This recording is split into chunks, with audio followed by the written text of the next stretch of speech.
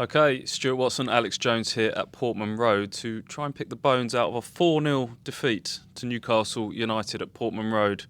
Second time this has happened, leading up to Christmas. Happened at Leeds around this time last year as well, didn't it? A humbling afternoon.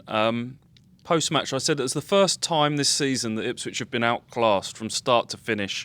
I stand by that. I think they've been competitive, even in some of the difficult days, for large chunks of games. But today, when you concede after 26 seconds, it's always going to be a mountain to climb. Newcastle's attack looked very good.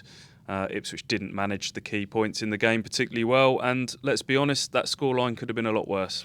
Yeah, it could have been. I think I probably jumped maybe a little bit too firmly in saying the worst performance. There are so many different kind of factors that come into it, and you have to acknowledge what Newcastle have in terms of the finances, the resources, and the quality, especially from one player. But really, you can go through, and there's so much in there. And as you said, it was the first time really that we'd seen them outclassed in this way. And I can't really think of that many times it's happened since I've covered the club, obviously since the start of last season. You referenced the game against Leeds.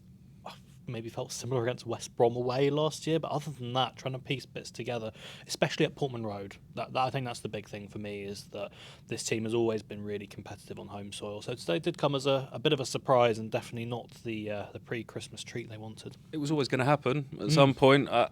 People might not want to hear that, but as you mentioned, Newcastle went to Sheffield United and won 8-0 last season. Ipswich haven't had an afternoon like this so far, and it's remarkable that they haven't really. We keep saying it every week. People are probably bored of hearing it about how many players were in League One with Ipswich, how many of them have played in League Two, even the National League, some of them. It sounds like excuses, but the injuries have not helped. Axel Twanzebe, Ogbene, no Delap today. They're three really physical, athletic players that you need, particularly for a game like this against Newcastle. You've just talked about their physical qualities, Hurst as well. So, yeah, it doesn't come as a huge shock to me that there was always going to be a result like this at some point.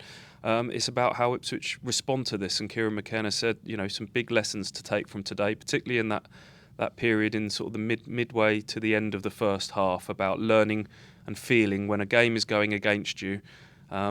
Just make some better decisions and make sure games don't get away from you. I felt like they'd learnt those lessons earlier in the season. It happened in the game against Liverpool at the end, Man City, of course, and it felt like they put some of those lessons into practice and managed to stay in matches better. Maybe just took their eye off the ball a little bit today. Maybe they were feeling a bit of confidence after the win at Wolves and just left themselves a little bit open. And 3-0 at half-time, it was game done. And they can't let that happen again in these next couple, because it doesn't get any easier, Alex.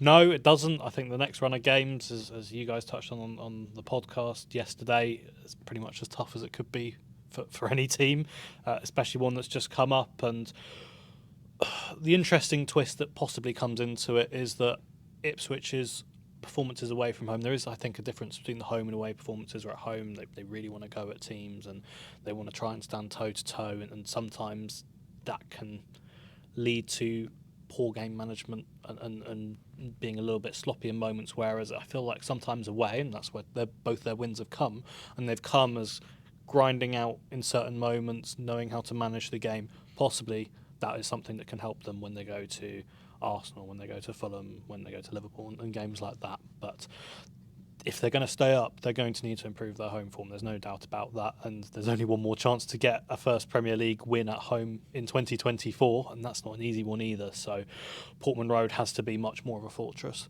than it has been. And I think everyone at the club's pretty aware of that at this point. Yeah, a disappointing day. As I said, doesn't get any easier. Arsenal away on Friday. We're getting our days. We're into that stage of the year, isn't it? Friday on the 27th at Arsenal. It's an 8:15 kickoff there. And then Chelsea here at Portman Road on the 29th. That's a Monday, I think. Anyway, have a great Christmas. That's life, as Frank Sinatra sung, Sir Bobby Robson's favourite song. We're always going to lose some along the way. Disappointing day, but enjoy your Christmas nonetheless, and we'll see you soon.